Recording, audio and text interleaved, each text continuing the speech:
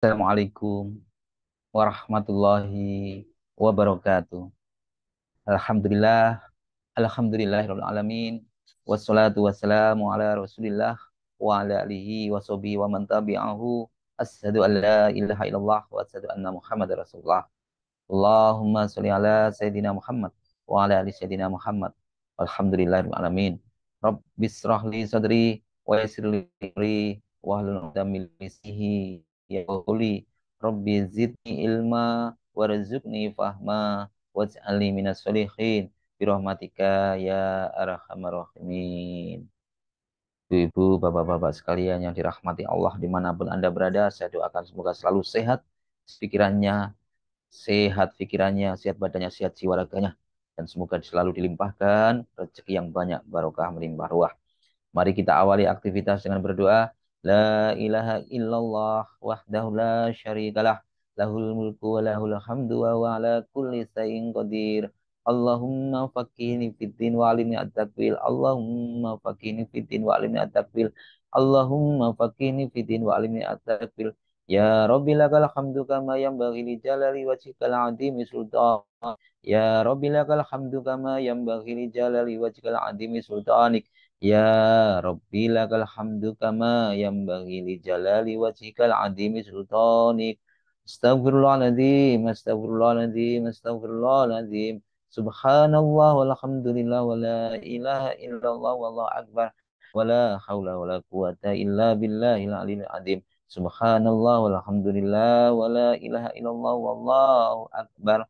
Wa la hawla wa la quwata illa billahil aliyil azim. Subhanallah walhamdulillah wa la ilaha illallah wallahu akbar wa la haula wa la quwata illa billahil aliyil azim. Allahu akbar, Allahu akbar, Allahu akbar, Allahu akbar. Asyhadu an la ilaha illallah, asyhadu an la ilaha illallah, asyhadu anna Muhammadar Rasulullah, asyhadu anna Muhammadar Rasulullah. Hayya 'alas shalah, hayya 'alas shalah, hayya 'alal falah, hayya 'alal falah. Allahu akbar, Allahu akbar. La ilaha illallah. Rabbana zalamna anfusana wa illam taghfir lana wa tarhamna lanakunanna minal khasirin. Rabbana hab lana min azwajina wa dzurriyyatina qurrata a'yun waj'alna lil muttaqina imama. Rabbi anzilni munzalan mubarakan wa anta khairul munzilin. Rabbana innaka jami'un nasi liyaumin la raiba fihi innallaha la yukhliful mi'ad. Rabbana anzil alaina ma'idatan minas sama'i takunu lana indal awwalina wa akhirina wa ayatan minka warzuqna wa anta khairur raziqin. Baik, teman-teman sekalian, pada pagi hari yang indah ini saya ingin menyampaikan pesan bahwa sejatinya manusia dalam hidup tak lepas dari masalah. Seperti kemarin saya sudah sampaikan. Dan kemarin kami juga sampaikan beberapa tip and trik bagaimana menghadapi masalah. Namun dalam kali ini saya akan memberikan pendekatan yang berbeda. Pendekatan ini murni dari Al-Quran. Ya. Apa itu pendekatannya? Yaitu jika kita ada masalah, dan kita pasti punya masalah. Karena Allah juga sudah berfirman, jangan kamu mengaku beriman. Jangan kamu mengakui Islam. Jangan kamu mengakui kamu itu cinta sama Allah. Jangan kamu mengakui sedekah, ahli iman, ahli ini segala macam, mencintai Allah sebelum datang ujian padamu. Jangan kamu mengaku sukses sebelum datang ujian padamu. Maka setiap kita pasti ada masalah dan setiap kita pasti ada ujian. Ujian masalah itu pasti ya. Maka Allah pun juga telah memberikan satu solusi bagi kita semua, dan ini solusi yang sangat luar biasa. Dalam Al-Quran disebutkan, surat Al-Baqarah ayat 45, A'udzubillahi minasyaitonirrajim. Bismillahirrahmanirrahim. Wasta'inu bis-sabri was-salati wa innaha lakabiratan illa 'alal khosiin. Jadikanlah sabar dan sholat sebagai penolongmu. Dan sesungguhnya yang demikian itu sungguh berat kecuali bagi orang-orang yang khusyuk. Ditambahkan lagi Quran surat Al-Baqarah ayat 153 yang maknanya, hai orang-orang yang beriman, jadikanlah sabar dan sholat sebagai penolongmu. Sesungguhnya Allah bersama orang-orang yang sabar. Allah bersama orang sabar. Jadi kalau kita kemana-mana bersama itu, kalau kita bersama orang-orang hebat, kalau kita kemana-mana bersama contoh Pak Presiden begitu, gimana? Bangga nggak kita? Tentu kita bangga dan tentu kita diangkat derajatnya. Ini baru presiden.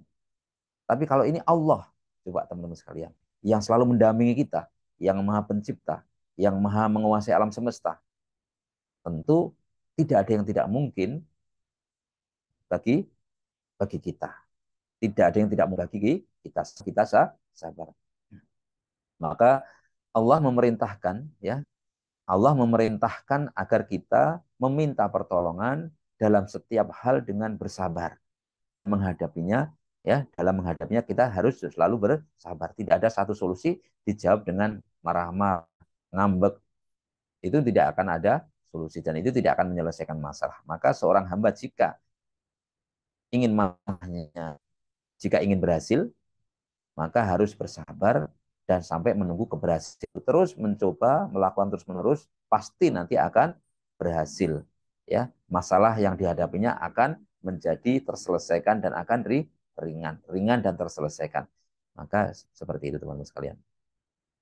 Dan ada hadis yang menjelaskan demikian.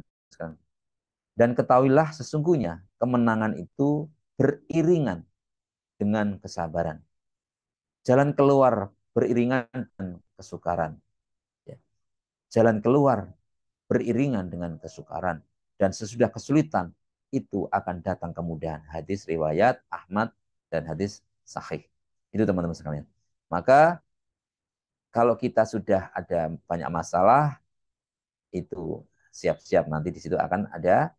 Yang penting sabar, insya Allah itu ada buah manis di balik kesabaran itu.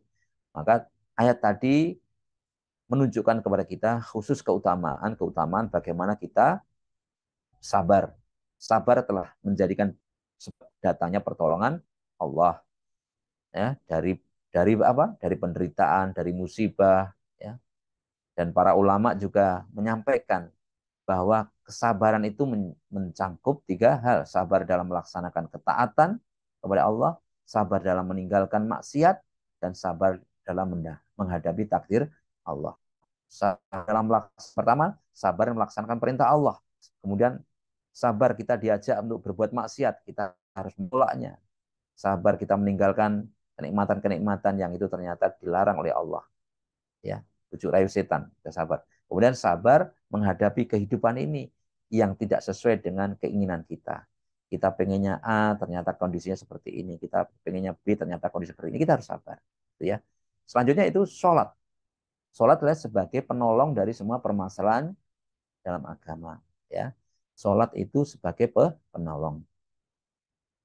Ada hadis yang menerangkan bahwa Rasulullah SAW bersabda, apabila mengalami suatu permasalahan yang serius, maka Rasulullah itu jika ada masalah serius segera lakukan sholat. Hadis riwayat Daud dan Hasan. Itu teman-teman sekalian. Jadi telah menerangkan dalam kitabnya bahwa sholat akan megah dari perbuatan keji dan mungkar. Jika seseorang hamba meminta pertolongan dengan melakukan sholat dalam setiap urusannya, maka Allah akan memudahkan baginya. Karena sholat merupakan sebagai penghubung antara kita dengan Allah. Berhentinya aktivitas, kemudian melaksanakan sholat, itu tujuannya apa? Untuk menjalin hubungan, komunikasi dengan Allah Subhanahu wa Ta'ala. Maka penting sekali buat kita bahwa saat sholat kita harus betul-betul khusyuk. Di dalam mengerjakan sholatnya harus sempurna. Dan betul-betul menghadirkan Allah dan melakukan sholatnya dengan sempurna. Ya, sempurna. Terutama sholat wajib. Adapun kebanyakan dari kita, sholatnya itu hanya gerakan tubuh saja, sedangkan jiwanya itu kosong, hatinya kosong. Ya, seperti kemarin saya sampaikan, sholat seperti bumbung kosong. itu yang akhirnya tidak membawa dampak apapun dan akhirnya tidak berkomunikasi dengan Allah, ya, tidak berkomunikasi Allah. Padahal sholat itu sendiri sebenarnya insya Allah dapat mencegah dari perbuatan keji dan mungkar. Sholat itu dapat mencegah dari, maka buah dari sholat makanya orang itu takwa, dan setelah buah dari sholat itu tentunya orang itu semakin dekat dengan Allah. Maka teman-teman sekalian yang perlu diperhatikan di dalam sholat, yang pertama yaitu seorang hamba meminta. Jadi dalam sholat itu kita meminta kepada Allah Subhanahu wa taala dengan sabar dan sholat. Allah yang perlu kita perhatikan yaitu bacaan-bacaan sholatnya, terutama surat Al-Fatihah. Karena apabila kita membaca surat Al-Fatihah dalam sholat, maka sejauhnya kita membacanya dengan tartil, perlahan-lahan. Sebab ada jeda di antara satu ayat ke ayat lainnya yang dipergunakan oleh Allah untuk menjawab bacaan itu. Bacaan kita, sehingga terjadi dialog antara Allah dan hambanya. Melalui apa? Surat Al-Fatihah ini. Ya, ini teman-teman sekalian, tadi sudah saya sampaikan, selama ini kebanyakan kita hanya membaca cepat selesai sholat, ya, dan tanpa menghayati makna. Padahal dalam surat Al-Fatihah itu ada dialog. Rasulullah SAW bersabda, Allah Azza wa Jalla berfirman, aku membagi sholat antara aku dan hambaku menjadi dua bagian, dan bagi hambaku apa yang dia mohonkan, terus maka ketika hambaku berkata, ya, jadi kalau saat kita berkata alhamdulillahirabbil alamin, begitu, segala puji bagi Allah Tuhan semesta alam. Allah berfirman, hamidani abdi, hambaku telah memujiku. Itu Allah jawabannya.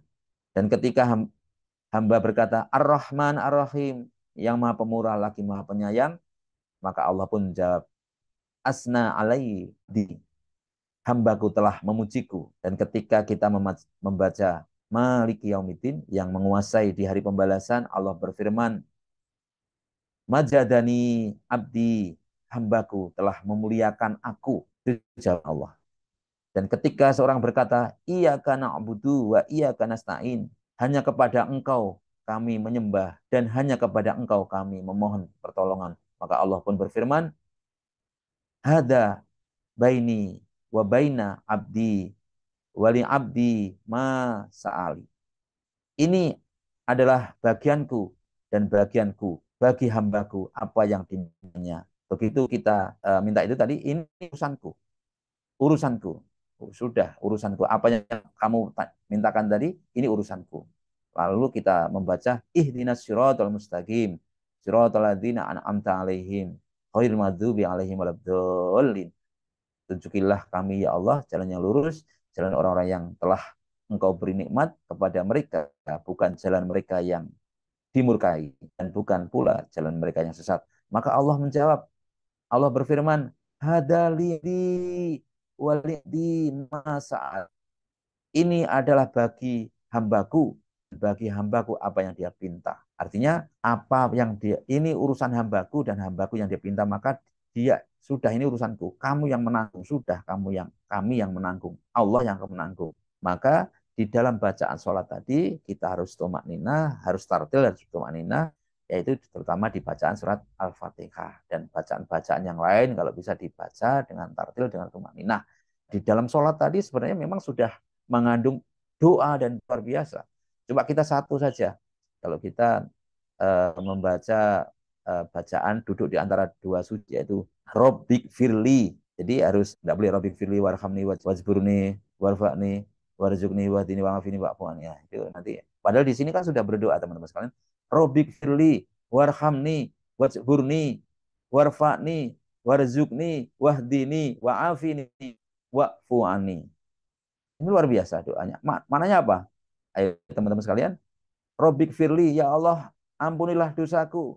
Warhamni, belas kasihanilah aku. Warzukni, cukupilah segala kekuranganku. Cukuplah segala kekurangan. Tutuplah segala aibku. Termasuk bisa seperti itu. Warfa'ni, angkatlah derajatku. Angkatlah derajatku. Warzukni, berilah rezeki kepadaku. Warzukni, berilah rezeki kepadaku. Wahdini, berilah aku petunjuk. Wa'afini, berilah kesehatan kepadaku. Wa'fu'ani, berilah ampunan kepadaku, insya Allah. Ini bacaan dua sujud ini sudah berapa doa? Ya, 1, 2, 3, 4, 5, 6, 7, 8, 9. Sudah 9 permintaan teman-teman sekalian. Di dalam sholat itu sudah ada 9 sudah lengkap sekali. Ini baru di dalam sholat, baru bacaan duduk di antara dua sujud. Belum lagi yang lain-lain. Maka sebenarnya setelah sholat kalau kita tidak wiritan sudah cukup. Tidak apa-apa karena ini sudah lengkap, sudah banyak bacaannya, sudah lengkap permintaannya. Ya, apalagi nanti di habis sholat kita membaca banyak wiritan-wiritan. Nah, tidak apa-apa itu, tapi jangan sampai waktu sholat kosong. Waktu sholatnya kosong. Tidak seperti kosong tadi, bambu kosong tadi. Jangan, tidak boleh. Justru yang di sholat ini yang utama. Karena saat sholat tadi yaitu saat kita berkomunikasi, berdialog dengan Allah Subhanahu wa Ta'ala. Maka dengan sabar, dengan sholat, insya Allah perbaiki sholatnya, bacaannya, tilnya, maknanya, hayati, insya Allah nanti kita menjadi orang-orang yang muttaqin. Itulah harapan dari apa itu output dari sholat itu sendiri. Demikian yang dapat kami sampaikan. Semoga kita menjadi orang-orang yang sukses dengan sabar dan sholat. Kita menjadi pribadi-pribadi yang sukses. Mari kita bersama-sama doa untuk hajat kita, hajat orang tua kita, saudara kita. Kita doakan semoga mereka sukses dunia akhirat. Al-Fatihah. A'udzu billahi minasyaitonir rajim. Bismillahirrahmanirrahim. Alhamdulillahi Rabbil Alamin. Ar-Rahmanir-Rahim. Maliki yaumiddin. Iyyaka na'budu wa iyyaka nasta'in. Ihdinas siratal mustaqim. Siratal ladzina an'amta alaihim ghairil maghdubi alaihim waladdallin.